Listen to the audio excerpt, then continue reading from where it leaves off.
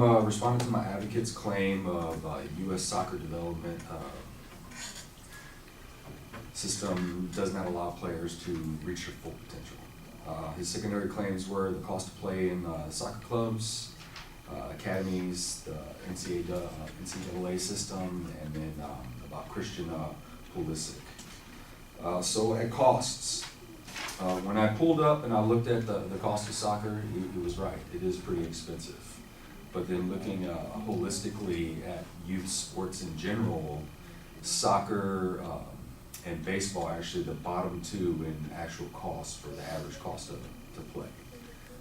Your America's top two is lacrosse being number one and hockey being number two, where both of them are about the $7,000 average cost to play.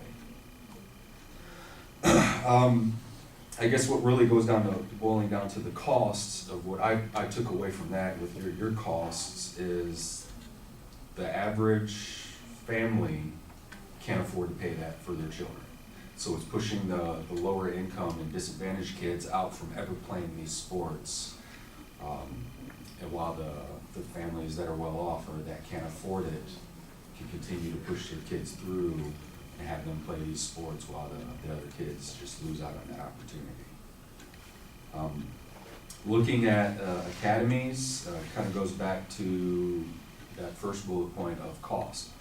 Academies, the clubs, they cost money.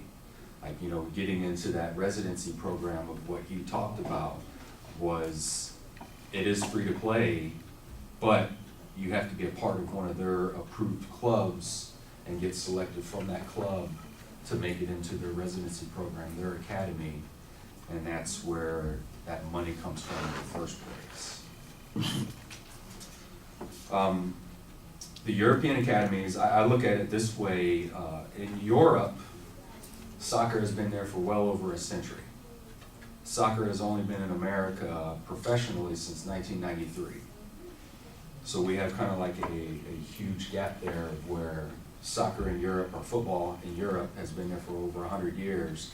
They have the academies, they have the residency, they have the well-established system, compared if you look at our baseball, our football that's been here a little longer, we got a little more things geared to it. The children are more geared to go to those programs comparatively to go into soccer. But with that, soccer is the fastest growing sport in America right now, where it is taking off and getting larger and larger, and more programs are getting developed and established to make it a little easier for children to play soccer. In the NCAA, he stated about that soccer, the season, how it runs, it's only for such a short period of time. It's the same for all sports inside of NCAA. We got to look at NCAA, it's a college, it's a sport in college, but academics are always first, so that's what they have to gear to, and that's what they have to look at, and that's what their main focus is. All sports do have their limit of what they can and can't do according to the NCAA. Period. That's the rules. Doesn't matter just for soccer. It's also for all other sports. Doesn't matter what sport it is. Talking about Christian Pulisic, he is the American player that he talked about and everything. But what I'd like to talk about him is, with everything that he left out, is Christian Pulisic. His parents both were footballers in college. Christian Pulisic's father, he became a coach and got his coaching license in England while his wife was there working as a teacher, and Christian was, I believe, 7 years old, and that's where he really adapted and learned about football. His grandfather was a Croatian citizen, and that's how Christian was able to go to Germany, get to play for the Bundesliga football team there, and through the Croatian dual citizenship that he had. So he had these extraordinary advantages that most normal kids here, let's just say here in Fullerton right now, have than anybody else. He was able to be in England. He had a relative that was a dual citizen from Croatia that was able to fast forward him, instead of waiting to be 18 years old to apply for a work visa inside of Germany. So you have to look at these outside influences where he had extra ability to do this, right? In conclusion, I've talked about all these points that he talked about, and a lot of it, what he said was true, but he just failed to acknowledge or look at the holistic of what sports that we do have here in America, where every other sport has been here for a lot longer than since 1993, of where it's really professional.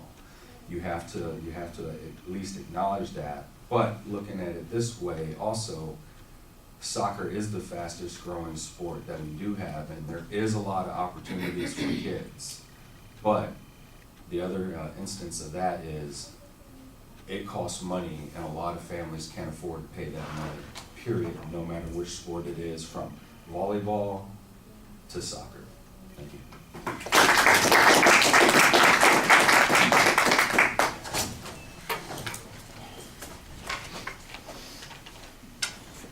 Well, it starts off pretty clearly identifying the advocate's claim and the secondary points. On the first point concerning costs, your argument basically suggests that soccer is being compared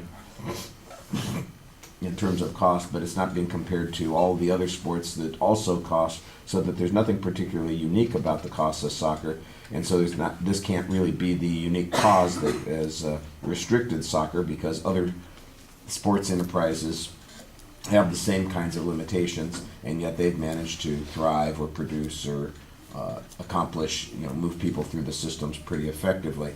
That there's a difference between the systems, I think you kind of acknowledge and suggest that that's a result of a number of things. One of the things that you suggest is different, of course, is the history involved in playing soccer. You mentioned that the United States has not really had a lot of professional soccer prior to a particular point. I'm not exactly sure where that data came from, but I'm willing to accept it at the moment. That there's a history of European soccer and the way their teams develop and play, that sort of thing. I think the argument about the NCAA is an important argument to make, and it's one of those things that I have colleagues that would spend all their time talking about this kind of thing.